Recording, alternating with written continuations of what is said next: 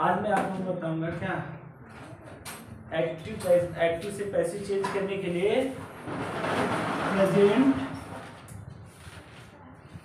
Perfect tense.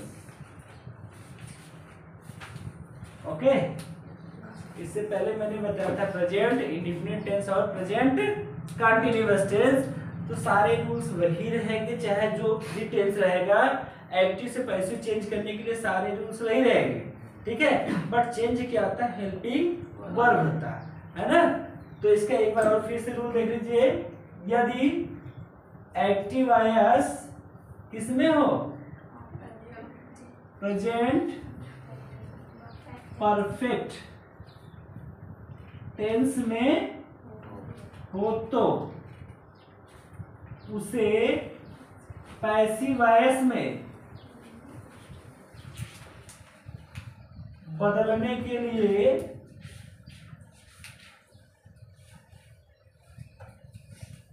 निम्नलिखित नियमों का प्रयोग करते हैं। अब वो कौन कौन से नियम है,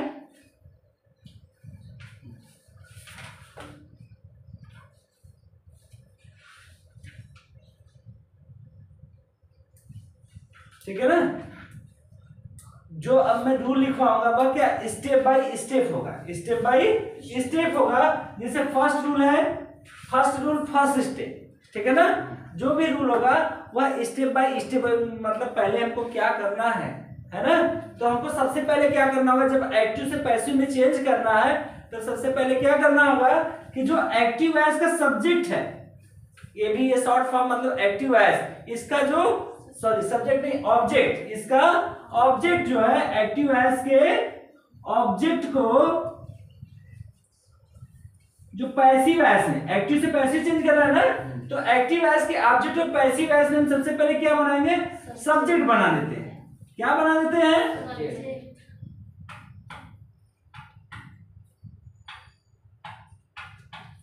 सब्जेक्ट बना देते हैं। क्लियर। सबसे पहला रूल यही होगा आपका कि एक्टिव वॉइस को ऑब्जेक्ट को ढूंढेंगे और उसे उठा के क्या करेंगे, पैसिव वॉइस में सब्जेक्ट बना देंगे, ठीक है ना।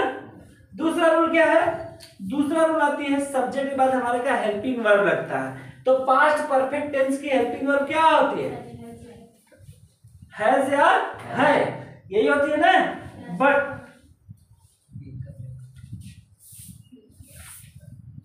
हम जब वो बनाएंगे एक्टिव से पैसिव तो तब क्या होगा, हेल्पिंग वर्ब के रूप में, हेल्पिंग वर्ब के रूप में हैज या हैव के साथ, हैज या हैव के साथ किसका बी प्रयोग करते हैं, बीन। किसका, बीन। ये दूसरा रूल है।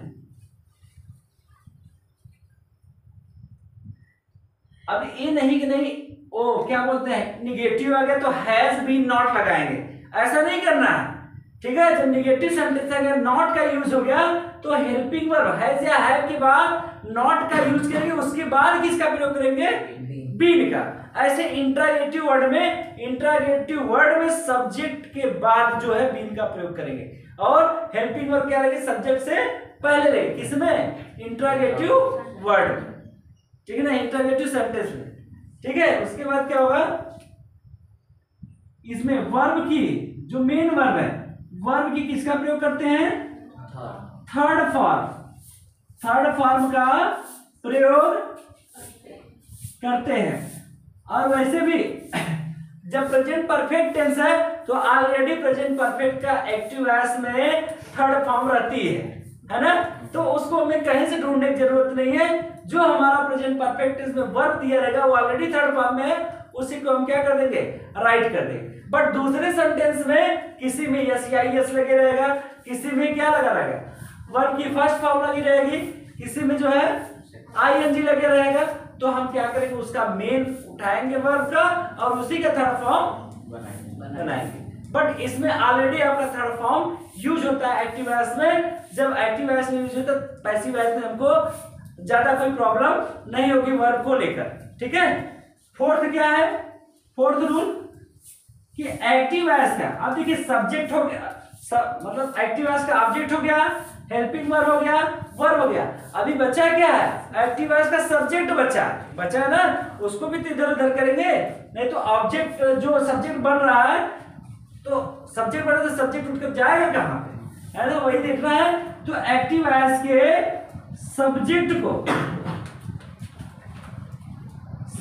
को पैसिव वॉइस में क्या बना देते हैं, पैसिव वॉइस में ऑब्जेक्ट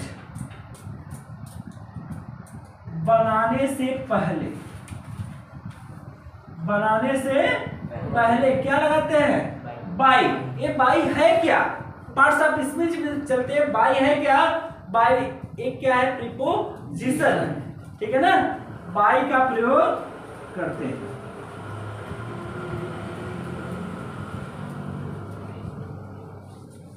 ठीक है, नेक्स्ट चलते हैं, जब हु का यूज होता है, हु मतलब कौन या किसने, ये ना, जब हु का यूज होगा तो हु को हम किसमें चेंज करते हैं, हु को हम बदल देते हैं बाई हुम से।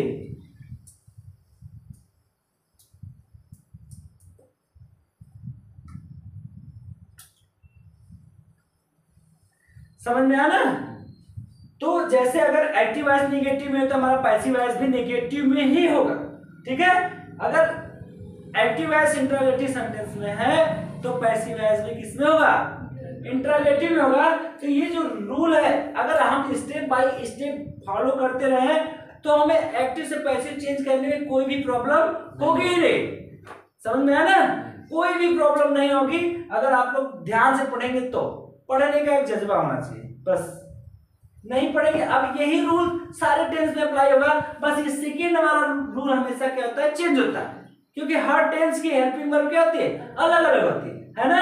अगर ये टेंस आप अच्छे से पढ़ लिए एक्टिव से पैसिव चेंज करने के लिए, है ना, तो सारे टेंस क्या हो जाएंगे, आपको एकदम क्लियरली आएंगे।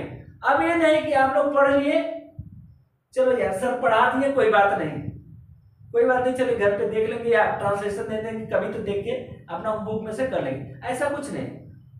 जब तक आप इसको अच्छे से नहीं, दिल की गहराइयों से एकदम क्लियर मन से नहीं समझेंगे, तब तक आपको नहीं आने वाला है। मैं एक्टिव से पैसिव नहीं, कोई भी सब्जेक्ट, चाहे मैथ का हो, हिंदी का हो, कुछ भी हो, है ना, अगर दिल से समझेंगे तभी आएगा, तभी आप सक्सेस होंगे, नहीं तो सक्सेस नहीं होंगे। तो खैर वो छोड़िए, टॉपिक पे आते हैं। आपका एक्टिव से पैसिव चेंज करने के लिए इसमें प्रेजेंट परफेक्ट टेंस के एक रूल है, स्टेप बाय स्टेप अगर फॉलो करते जाएंगे तो हमें एक्टिव से पैसिव चेंज करने में कोई भी प्रॉब्लम नहीं है, ठीक है।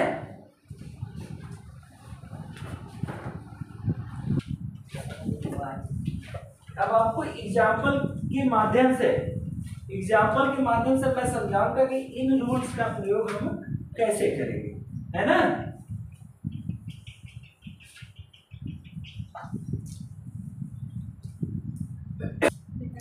चलो देखिए एग्जाम्पल, मैं पहले हिंदी में लिखता, अगर हिंदी में कोई चीज दिया रहेगा उसका जब भी हम ट्रांसलेट करेंगे तो किसमें, तो जनरली मोस्टली किसमें होता है, उसी टेंस में होता है ना। जैसे मान लो हमने कर दिया, उसने एक सेब खा लिया है, तो ये हिंदी में आ गया। बढ़ा के पूछना चाहता है, अगर हिंदी में दे दिया तो उसका पहले हम क्या बनाएंगे, एक्टिव बनाएंगे, फिर एक्टिव से हम पैसिव चले। तो एक्टिव क्या हो गया, अब तुम लोग कहोगे एक्टिव तो है ये नहीं, क्या करेंगे बताइए। जो हमारा ये ट्रांसलेट होगा ना, ये किस में होगा, एक्टिव में। तो पहले जब हिंदी में दे दिया तुरंत हमारी ये यही होगी कि जो है इस टेंस को हम पहचाने कौन से टेंस में है। अब देखिए यहाँ है आ गया ना, तो ये डेफिनेटली क्या है कि आपका प्रेजेंट टेंस है। कौन सा टेंस है, प्रेजेंट है। अब प्रेजेंट के कितने पार्ट होते हैं, 4 पार्ट, इंडेफिनिट, कंटीन्यूअस, परफेक्ट और परफेक्ट कंटीन्यूअस। तो अब इंडेफिनिट तो कंफर्म है, सॉरी प्रेजेंट तो कंफर्म है कि जो है आ गया, तो ये वर्तमान में चल रहा है, प्रेजेंट में चल रहा है ना। लेकिन यहाँ देखिए या है, तो हमें इसको पहचानने से पहले हमें टेंस के रिकॉग्नाइज का रूल होना चाहिए, रूल पता होना चाहिए कि रूल है क्या। अगर हमको प्रेजेंट परफेक्ट टेंस दे दिया गया, उसका रिकॉग्नाइज यानी पहचान करने का रूल नहीं पता है, तो हम एक्टिव से पैसिव कर ही नहीं सकते, ठीक है ना।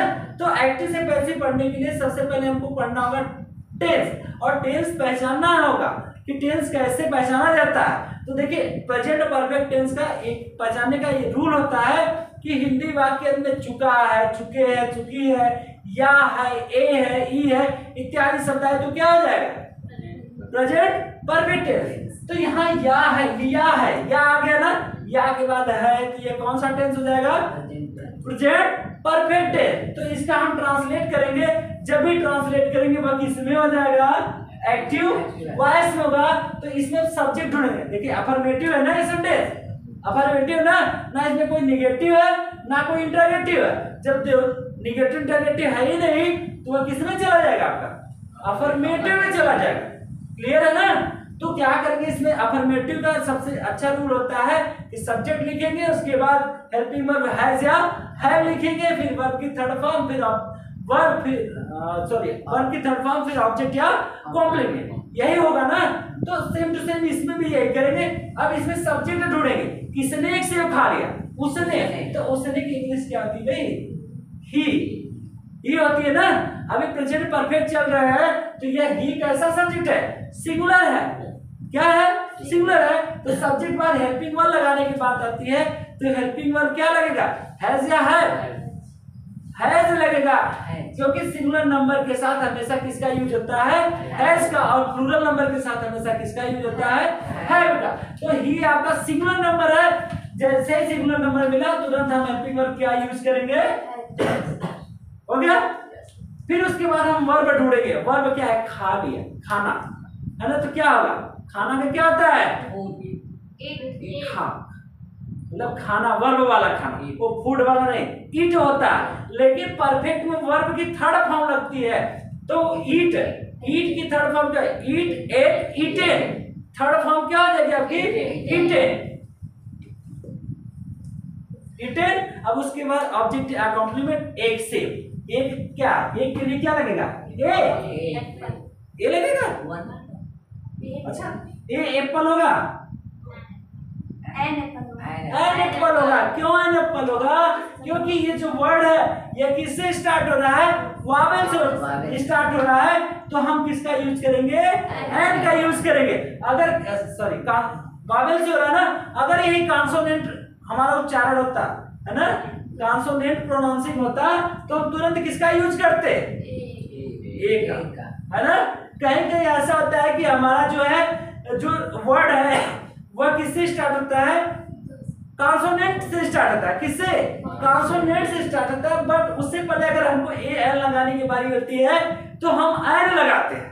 क्या लगाते हैं एन, क्यों लगाते हैं, क्योंकि उन वर्डों का प्रोनाउंसिंग जो है वावेल की तरह होता है, किसकी तरह वावेल। जैसे आवर्स चलते हैं, आवर्स की स्पेलिंग क्या होती है H O U R S, यह किससे स्टार्ट हो रहा है एच से ना, एच क्या आपका कॉन्सोनेंट है, बट अब इसमें ए आवर्स नहीं लगाएंगे क्योंकि इसका जो प्रोनाउंसिंग है, जो हम उच्चारण कर रहे हैं किसमें आ, मतलब आ क्या है वावेल की तरह है, यानी प्रोनाउंसिंग हमारा क्या है वावेल्स की तरह, इसलिए हम इसके आगे क्या लगाते हैं एल, यानी ये क्या है एक्सप्रेशन है, मतलब एक्सेप्ट कि मतलब कहीं कहीं ऐसा हो जाता है कि हमारा वर्ड कॉन्सोनेंट से स्टार्ट होगा बट उसकी प्रोनाउंसिंग किससे होगी वावेल से होगी, तो हम एल लगाएंगे। और हमारा जो कोई वर्ड होगा अगर वावेल से स्टार्ट होगा और प्रोनाउंसिंग उसकी किसकी कॉन्सोनेंट की तरह होती है ना, तो कॉन्सोनेंट की तरह तब हम क्या लगाएंगे ए लगाएंगे, ठीक है ना।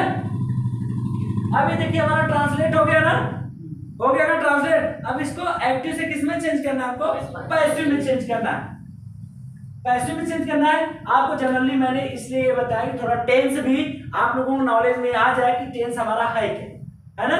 हम लोग प्रेजेंट परफेक्ट टेंस की पहचान कैसे करेंगे, और मोस्टली आप लोगों को अगर ट्रांसलेट करना होगा हाई स्कूल के लिए क्लास 9 के लिए, तो जनरली आपको ये सब देता है आप इंग्लिश टू इंग्लिश में चेंज करने के लिए, है ना।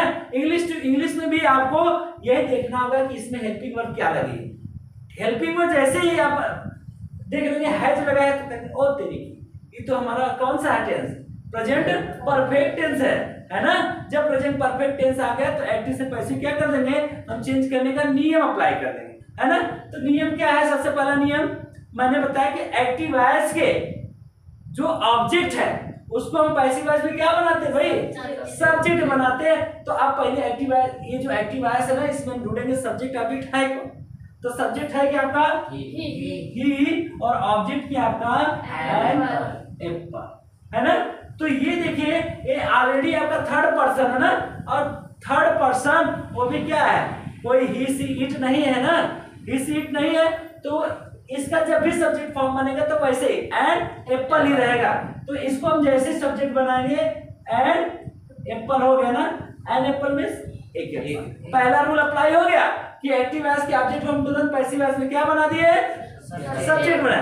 अब दूसरा रूल बताइए, हेल्पिंग वर्ब हैज या हैव। तो ये एन एप्पल मतलब एक एप्पल है, यानी सिंगुलर हो गया। तो सिंगुलर के लिए क्या यूज होगा भाई, हैज यूज है ना।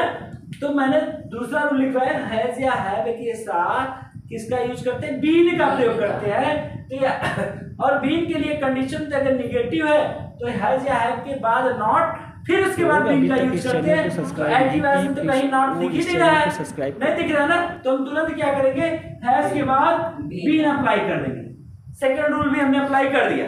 देखिए मैंने जैसा रूल बताया है स्टेप बाय स्टेप उसको फॉलो करवा रहा हूं, है ना। स्टेप बाय स्टेप आप राइट करते जाएंगे, ऑटोमेटिक क्या हो जाएगा, एक्टिव से पैसिव एकदम आपको एकदम धड़ल्ले से आएगा, ठीक है। अब तीसरा रूल क्या है, वर्ब की थर्ड फॉर्म, वर्ब की थर्ड फॉर्म। वर्ब आपका क्या है, ईट है ना, ईट है ना। तो ऑलरेडी आपका क्या है, परफेक्ट में है, परफेक्ट में है ना। तो परफेक्ट में हमेशा क्या होता है, वर्ब थर्ड फॉर्म में रहती है, यानी ईट का थर्ड फॉर्म क्या होगा, ईटेड। कोई शक। और फोर्थ रूल क्या है, बाई का सब जो एक्टिव वॉइस का सब्जेक्ट है ना, उसको हम किस ऑब्जेक्ट बनाने से पहले हम किसका यूज करेंगे, बाई का। और ही को, ही तो हमारा सब्जेक्ट है ना, उसको हम उठा के ऑब्जेक्ट फॉर्म में ले जाएंगे तो क्या हो जाएगा, ही। कोई शक। तो इसी तरह से जितने भी रूल्स हो गए सारे अगर स्टेप बाय स्टेप फॉलो करते गए तो आपको एक्टिव से पैसिव चेंज करने में कोई भी प्रॉब्लम होगी ही नहीं, ठीक है।